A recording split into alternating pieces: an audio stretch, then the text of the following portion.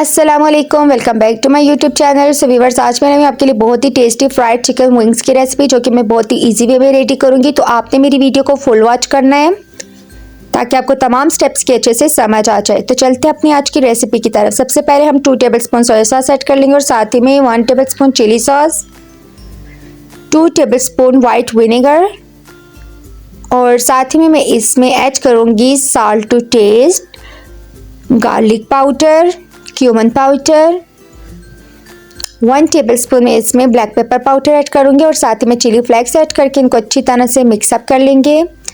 जैसे ये तमाम स्पाइसेस अच्छी तरह से मिक्सअप हो जाएंगे, हम इसमें ऐड करेंगे 1/3 कप मिल्क इसमें ऐड कर लेंगे। तो मिल्क ऐड करने के बाद दोबारा से इन तमाम को अच्छी तरह से मिक्सअप कर लेंगे और फिर हम इनमें ऐड करेंगे चिकन विंग्स। चिकन विंग्स मैंने धो के अच्छी तरह से धो के रख लिए थे। तो बस अब हम इन तमाम विंग्स को हम अपने बैटर के अंदर रेडी कर लेंगे और फिर इसको अच्छी तरह से मिक्सअप करके हम इनको तकरीबन 5 घंटे के लिए मैरिनेट होने के लिए रख लेंगे। अगर आपको जल्दी बनाने हैं तो आप इसको 2 से 3 घंटे के लिए या 1 से 2 घंटे के लिए भी मैरिनेट करके रख सकते हैं, लेकिन अगर आप ज़्यादा टाइम के लिए मैरिनेट करके रखेंगे तो रिज़ल्ट भी ज़्यादा अच्छा आएगा। तो बस अब देख सकते हैं ये तमाम अच्छी तरह से मिक्सअप हो गए हैं। तो अब हम इसको 5 घंटों के लिए हम इसको मैरिनेट करके रखते हैं। तो मिलते हैं 5 घंटों के बाद।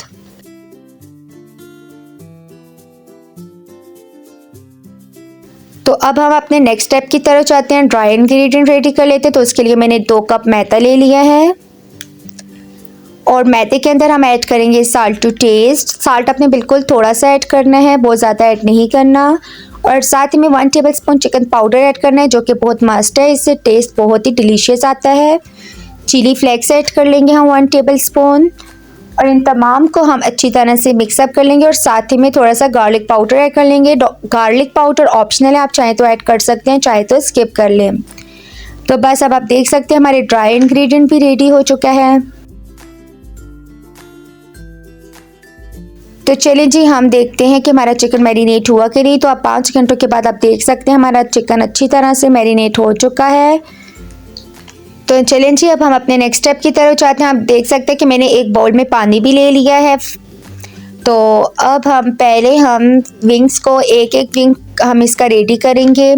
तो सबसे पहले एक विंग लेंगे और उसको हम पहले मैदे की कोटिंग कर लेंगे इसके ऊपर अच्छी तरह से।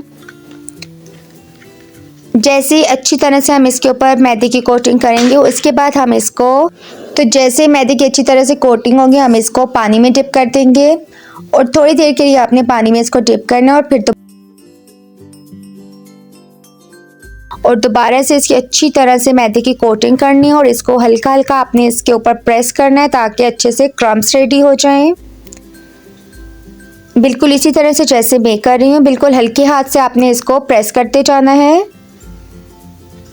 तो जितना आप इसको अच्छी तरह से प्रेस करेंगे और अच्छी तरह से कोटिंग करेंगे उतने ही क्रम्स अच्छे से बन के रेडी हो जाएंगे। तो बस इसको हल्का सा डस्ट करते हैं।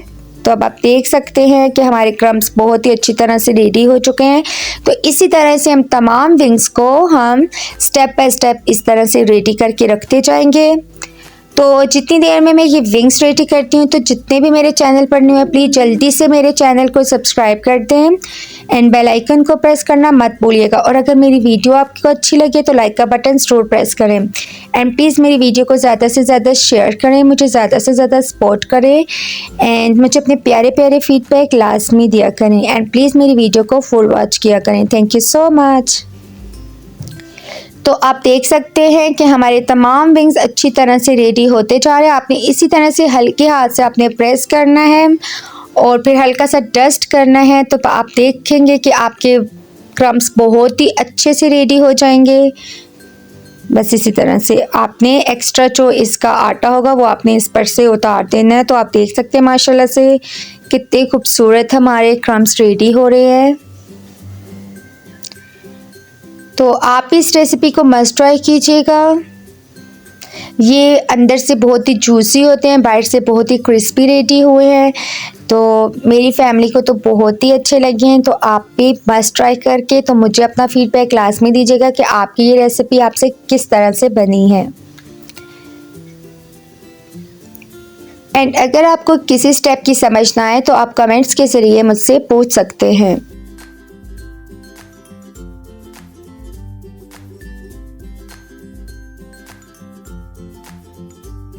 तो जैसे ये तमाम के तमाम विंग्स रेडी हो जाएंगे तो फिर हम अपने फाइनल स्टेप की तरफ जाएंगे।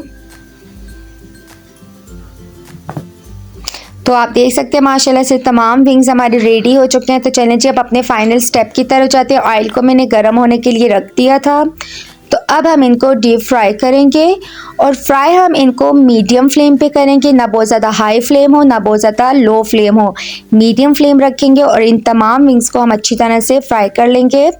और इनको फ्राई करने में तकरीबन 5 से 7 मिनट तो लगते हैं कि अच्छी तरह से ये अंदर तक फ्राई हो जाए। तो आपने इसको मीडियम फ्लेम पे रखना है, बहुत ज़्यादा हाई फ्लेम नहीं होनी चाहिए और बहुत ज़्यादा लो फ्लेम भी नहीं होनी चाहिए। बस इसी तरह से हम अपने तमाम विंग्स को फ्राई कर लेंगे।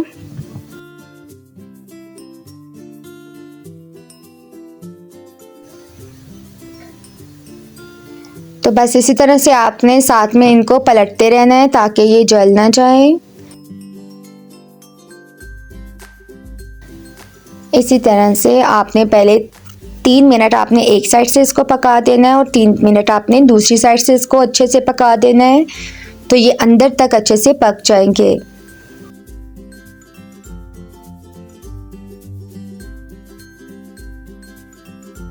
तो आप माशाल्लाह से देख सकते हैं कि इनका कितना खूबसूरत कलर आ चुका है और ये ऑलमोस्ट रेडी हो चुके हैं।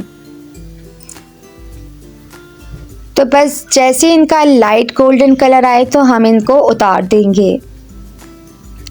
तो बस आप देख सकते हैं हमारे विंग्स अच्छी तरह से रेडी हो चुके हैं। तो चले जी इनको हम निकाल देते हैं और बाकी के विंग्स भी हम इसी तरह से फ्राई कर लेते हैं।